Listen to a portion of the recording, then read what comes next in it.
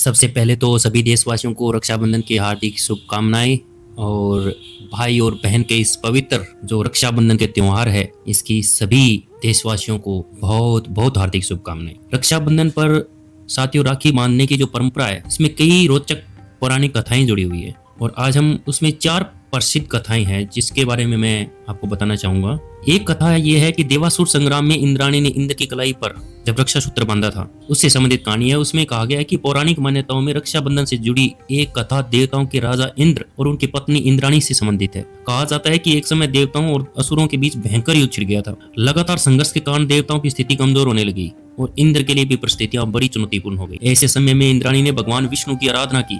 उन्होंने मंत्रोच्चार के साथ एक पवित्र रक्षा सूत्र तैयार किया और उसे इंद्र की कलाई पर बांध दिया। इसके बाद इंद्र ने नए आत्मविश्वास और शक्ति के साथ युद्ध किया और देवताओं को विजय प्राप्त हुई। इसी कथा के आधार पर रक्षा सूत्र को संकट के समय सुरक्षा और साहस और विजय का प्रतीक माना जाता है। तो एक कहानी तो ये, एक कहानी इसमें क्या है, एक इस तरह की कहानी है कि जो रक्षाबंधन से जुड़ी एक पुरानी कथा में सूर्यपुत्री यमुना और उनके भाई यमराज से संबंधित है।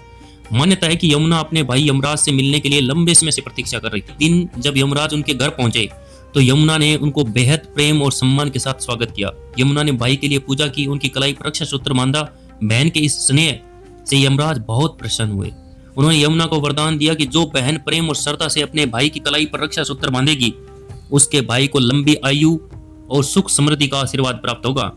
यह कथा भाई बहन के बीच प्रेम, मंगल कामना और सुरक्षा की भावना को दर्शाती है। उससे आगे एक कहानी यह है कि भगवान विष्णु को वापस लाने के लिए माता लक्ष्मी ने अपनाया भाई का रिश्ता। ये रक्षाबंधन की एक प्रसिद्ध कथा यह भी है कि भगवान विष्णु माता लक्ष्मी और राजा बलि से जुड़ी हुई है। पौराणिक कथा के अनुसार भगवान विष्णु ने राजा बलि को एक वचन दिया था। इसी कारण से वे कुछ समय के लिए बलि के राज्य में रहने लगे। माता लक्ष्मी भगवान विष्णु को अपने साथ वापस लाना चाहती थी। इसके बाद माता लक्ष्मी राजा बलि के पास पहुंची और उनकी कलाई पर रक्षा सूत्र बांधकर उन्हें अपना भाई मान लिया। राजा बलि ने भी माता लक्ष्मी के इस रिश्ते को पूरे सम्मान के साथ स्वीकार किया। बहन के रूप में माता लक्ष्मी का सम्मान करते हुए उन्होंने भगवान विष्णु को उनके साथ जाने की अनुमति दे दी। इस कथा से यह संदेश मिलता है कि रक्षा और अपनत्व का रिश्ता केवल सगे भाई बहन के बीच ही नहीं होता, प्रेम, विश्वास और सम्मान के आधार पर भी रिश्ते मजबूत हो सकते हैं। अगली जो कहानी है उसमें द्रौपदी के स्नेह से कृष्ण से जुड़ा रक्षा का टूट रिश्ता, ये एक कहानी है जिसमें रक्षाबंधन से जुड़ी सबसे बड़ी लोकप्रिय कथाओं में भगवान कृष्ण और द्रौपदी का प्रसंग भी शामिल है। महाभारत से जुड़ी मान्यता के अनुसार एक बार भगवान विष्णु की उंगली में चोट लग गई थी और उसके रक्त निकलने लगा। यह देखकर द्रौपदी ने तुरंत अपनी साड़ी का एक हिस्सा फाड़ा और कृष्ण भगवान की उंगली पर बांध दिया। द्रौपदी के इस छोटे से स्नेह और अपनत्व की ने कृष्ण को भावुक कर दिया।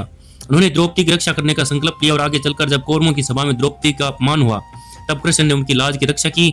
यह प्रसंग बताता है कि रक्षा का रिश्ता केवल कलाई पर बांधे गए धागे से नहीं बनता, बल्कि उसके पीछे छिपे प्रेम, विश्वास और समर्पण से मजबूत होता है। इससे आगे एक कहानी यह भी है कि रानी कर्णावती ने हुमायूं को भेजी थी राखी। ये एक ऐतिहासिक कथा है जिसमें रक्षाबंधन से जुड़ी एक चर्चित कहानी है। रानी कर्णावती और मुगल शासक हुमायूं से भी एक संबंधित है, जिसमें प्रचलित कथा के अनुसार जब चित्तौड़ पर संकट आया तब रानी कर्णावती ने हुमायूं को राखी भेजकर उनसे सहायता की उम्मीद की थी। कहा जाता है कि राखी के इस रिश्ते के माध्यम से उन्होंने हुमायूं से भाई के रूप में मदद मांगी थी। हालांकि इस कहानी को लेकर इतिहास में मतभेद भी है।